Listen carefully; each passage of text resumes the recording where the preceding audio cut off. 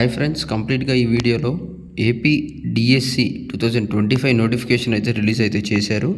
అదేవిధంగా exam schedule అనేది అయితే కూడా రిలీజ్ చేయడం అయితే కూడా జరిగింది. సో ఎగ్జామ్ షెడ్యూల్ దానికి సంబంధించిన డీటెయిల్స్ ఇంకా ఎవరైనా చెక్ చేసుకోకపోతే కింద డిస్క్రిప్షన్ వీడియో లింక్ ఉంది, ఒకసారి చెక్ చేయండి.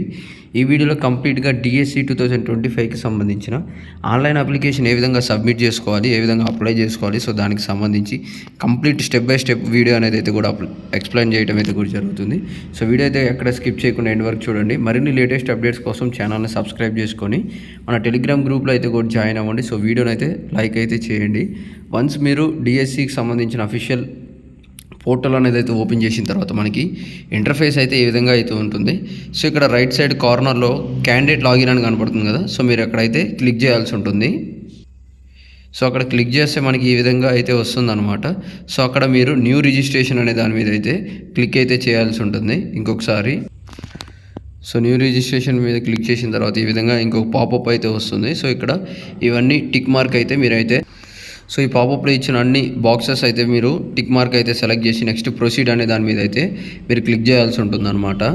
సో ప్రొసీడ్ మీద క్లిక్ చేసిన తర్వాత మనకి ఈ విధంగా రిజిస్ట్రేషన్ ఫామ్ అనేది అయితే ఓపెన్ అవుతుంది డిఎస్సి 2025కి సంబంధించి. సో ఫస్ట్ మన యొక్క పర్సనల్ డీటెయిల్స్ అయితే ఇవ్వాల్సి ఉంటుంది. సో ఫస్ట్గా మీ యొక్క Aadhaar number, mobile number, so మీ యొక్క సర్నేము, డేట్ ఆఫ్ బర్త్, మీ యొక్క జెండర్, సో మీ యొక్క మ్యారేజ్ స్టేటస్, మీ యొక్క father name, mother name, caste, sub caste, ex service మ్యానా లేదంటే డిఫరెంట్లీ ఫిజికలీ హ్యాండిక్యాప్డా లేదా, ఇవన్నీ అయితే కూడా ఫస్ట్ పర్సనల్ డీటెయిల్స్లో అయితే ఇవ్వాల్సి ఉంటుంది. నెక్స్ట్ కమ్యూనికేషన్ డీటెయిల్స్ అయితే కూడా చూసుకోవచ్చు. మీరు ఏ స్టేట్కి సంబంధించిన వాళ్ళు, so do belong to Andhra Pradesh state అంటే ఎస్ అయితే పెట్టండి. ఇన్ కేస్ మీరు తెలంగాణ నుండి అప్లై చేస్తున్నట్టయితే నో అనేది అయితే సెలెక్ట్ చేసుకోండి. సో మీరు యొక్క డిస్టిక్ ఏంటి, మండల్ ఏంటి, విలేజ్ ఏంటి, మీ యొక్క పిన్ కోడ్, మీ యొక్క డోర్ నెంబర్ ఏంటి, ల్యాండ్ మార్క్, మీ యొక్క మెయిల్ ఐడి, ఇవన్నీ కూడా సో ఏదైతే కమ్యూనికేషన్ డీటెయిల్స్, సో మనకి ఇన్ఫర్మేషన్ మన యొక్క కమ్యూనికేషన్ డీటెయిల్స్ అనేది అయితే మనం ఇక్కడ కంప్లీట్గా అయితే ఇస్తాము. ఇవన్నీ డీటెయిల్స్ ఇచ్చేసిన తర్వాత పర్సనల్ డీటెయిల్స్, కమ్యూనికేషన్ డీటెయిల్స్ ఇచ్చేసిన తర్వాత ఇక్కడ కింద కనపడుతున్న టిక్ బాక్స్ అయితే మళ్ళీ మీరు క్లిక్ చేయాల్సి ఉంటుంది, డిక్లరేషన్ అని. సో దాని తర్వాత ఇక్కడ జనరేట్ ఓటీపీ అని కనపడుతుంది కదా, సో మీరు దాని మీద అయితే క్లిక్ చేయాల్సి ఉంటుంది అనమాట.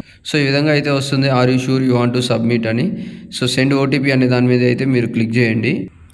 సో ఆ ఓటీపీ అనేది అయితే ఎంటర్ చేసిన తర్వాత మనకి ఈ విధంగా ఇంటర్ఫేస్ అయితే వస్తుంది. సో ఇక్కడ మిస్టేక్స్ ఏమైనా ఉంటే ఎడిట్ ఆప్షన్ ద్వారా మీరు చేంజెస్ అని అయితే కూడా చేసుకోండి. మిస్టేక్స్ ఏం లేకుండా అన్నీ కరెక్ట్గా ఉంటే సో మీరు సేవ్ అండ్ కంటిన్యూ అనే దాని మీద అయితే క్లిక్ చేయాల్సి ఉంటుంది. సో ఇక్కడ ఏంటంటే ఫస్ట్ మన యొక్క ప్రొఫైల్ క్రియేషన్ అనేది అయితే చేసుకున్నాము డిఎస్సిలో. అండ్ నెక్స్ట్ ఏంటంటే మన యొక్క అకాడమిక్ క్వాలిఫికేషన్ డీటెయిల్స్ అయితే ఇవ్వాల్సి ఉంటుంది. అండ్ థర్డ్ ఏంటంటే మనం డాక్యుమెంట్స్ అప్లోడ్ చేసి మనం డిఎస్సి ఏ ఎగ్జామ్ రాయాలనుకుంటున్నాము, ఏ పోస్ట్, దానికి సంబంధించిన డీటెయిల్స్ అయితే ఇవ్వాల్సి ఉంటుంది అనమాట. So next save and continue button మీద అయితే మీరైతే క్లిక్ చేయాల్సి ఉంటుంది. సో క్లిక్ చేసిన తర్వాత మనకి ఈ విధంగా అయితే వస్తుంది అనమాట. సో ఇక్కడ ఏంటంటే టైప్ ఆఫ్ స్టడీ, సో మీరు రెగ్యులర్గా చదివారా లేదంటే ప్రైవేట్ చదివారా అనేది అయితే సెలెక్ట్ చేసుకొని మీ యొక్క ఎడ్యుకేషనల్ డీటెయిల్స్ అనేది అయితే ఇక్కడైతే ఫిల్ చేయాల్సి ఉంటుంది అనమాట. సో ఇక్కడైతే చూసుకోవచ్చు, రెగ్యులర్ అని క్లిక్ చేస్తే సో మీ యొక్క ఏ డిస్టిక్లో చదివారు, సో మీ యొక్క ఏదైతే 4th class to 10th class వరకు దానికి సంబంధించిన బేసిక్ ఎడ్యుకేషన్ డీటెయిల్స్ అయితే ఇవ్వాల్సి ఉంటుంది. ఇన్ కేస్ మీరు తెలంగాణకు సంబంధించి అయితే ఫర్ తెలంగాణ అప్లికెంట్స్, సో ఇక్కడ నో అనేది అయితే కూడా మీరు అయితే సెలెక్ట్ చేసుకోవాల్సి ఉంటుంది. సో ఇక్కడ చూసుకోవచ్చు. సో ఆ డీటెయిల్స్ ఇచ్చేసిన తర్వాత మీ యొక్క ఎస్ఎస్సికి సంబంధించిన డీటెయిల్స్ అయితే అడుగుతారు. సో ఏ బోర్డు, ఏ medium, first language, year of passing, మీ యొక్క హాల్ టికెట్స్, నెక్స్ట్ ఇంటర్మీడియట్కి సంబంధించిన డీటెయిల్స్ అయితే అడుగుతారు. అండ్ దాని తర్వాత మీ యొక్క డిగ్రీకి సంబంధించిన డీటెయిల్స్ అయితే అడుగుతారు. సో ఇక్కడ పర్సంటేజ్, ఇవన్నీ హాల్ టికెట్ నెంబర్, ఇవన్నీ కూడా మీ యొక్క సర్టిఫికేట్స్ జాగ్రత్తగా పక్కన పెట్టుకొని మీరైతే ఇవన్నీ ఫిల్అప్ అయితే చేయాల్సి ఉంటుంది.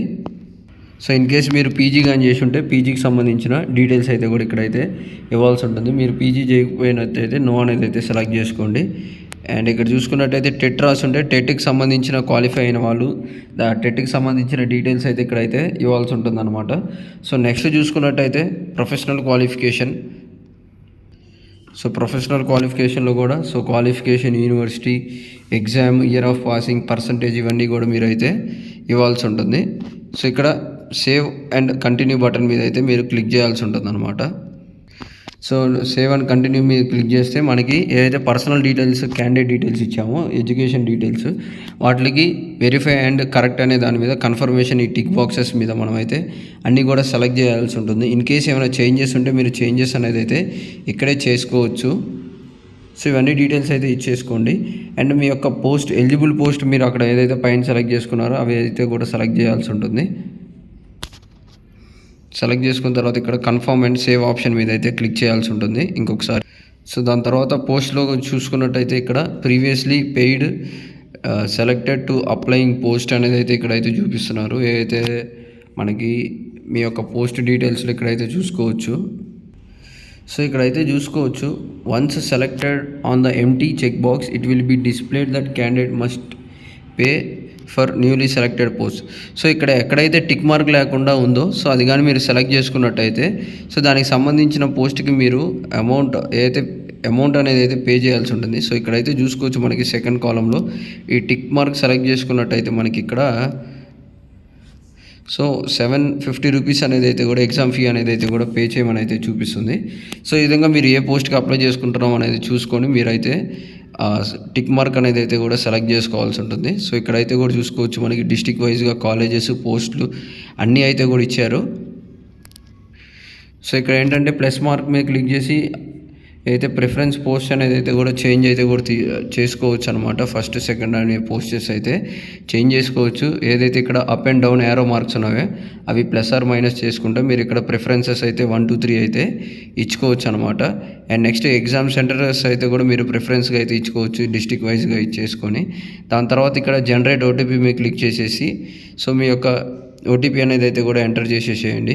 సో ఎంటర్ చేసేసిన తర్వాత మనకి అప్లోడ్ డాక్యుమెంట్స్లోకి అయితే వచ్చేసిన తర్వాత మనం ఇక్కడ డాక్యుమెంట్స్ అనేది అయితే కూడా అప్లోడ్ చేయాల్సి ఉంటుంది. సో ఇక్కడైతే చూసుకోవచ్చు మీ యొక్క ఎస్ఎస్సి, ఇంటర్, యూజీ, పీజీకి సంబంధించి మన యొక్క డిగ్రీ సర్టిఫికేట్స్, ఇంటర్మీడియట్ వీటికి సంబంధించిన సర్టిఫికేట్స్ అని అయితే కూడా మీరు ఇక్కడ అప్లోడ్ అయితే చేయాల్సి ఉంటుంది. ఇవన్నీ కూడా ఏదైతే వీళ్ళు చెప్పిన జేపీజీ లేదంటే జేపీఈజీ ఆర్ పీడిఎఫ్ ఫార్మాట్లో అయితే అప్లోడ్ అయితే చేయాల్సి ఉంటుంది.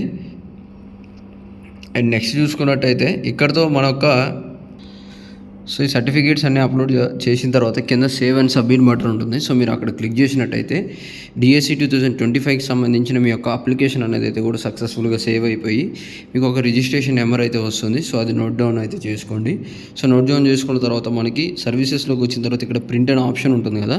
సో హోమ్ పేజ్లోకి వచ్చినా మీకు ప్రింట్ అనే ఆప్షన్ ఉంటుంది. సో ఆ ప్రింట్ ఆప్షన్ మీద క్లిక్ చేసిన తర్వాత సో మీ యొక్క registration number and next so fee payment చేసేసిన తర్వాత మనకి ప్రింట్ ఆప్షన్ మీదకి వచ్చేస్తే మనకు ఆటోమేటిక్గా అయితే డిఎస్సి అప్లికేషన్కి సంబంధించిన ఓవరాల్ ఒక పీడిఎఫ్ అయితే వస్తుంది. సో అక్కడ మిస్టేక్స్ అన్నీ కూడా ఒకసారి ఉన్నాయా లేవా, క్లారిటీగా మనం ఫిల్ చేసిన డీటెయిల్స్ ఉన్నాయా లేవా అనేది మీరు చెక్ చేసుకొని సో ప్రింట్ ఆప్షన్ మీద క్లిక్ చేసి మన ఒక అప్లికేషన్ అనేది అయితే కూడా ప్రింట్ అనేది అయితే చేసుకోవచ్చు.